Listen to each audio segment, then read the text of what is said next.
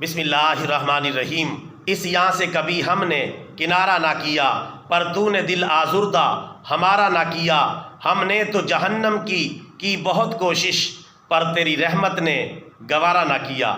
صحیح بخاری کی حدیث شریف نمبر 1145 کے مطابق پیارے رسول اللہ صلی اللہ علیہ وسلم نے فرمایا، ہمارا پروردگار نہایت بلند و بالا ہے اور برکت والا ہے۔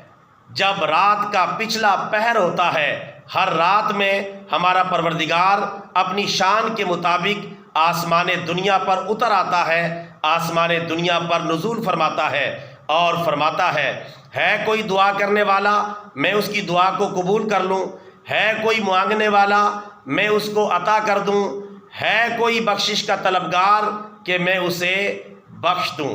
اس طرح رات کے پچھلے پہر میں یہ پکار جاری و ساری رہتی ہے۔ ہمارا پروردگار کتنا عظیم ہے، کتنی رحمت والا ہے، کتنی برکت والا ہے کہ ہمیں بخش دینا چاہتا ہے۔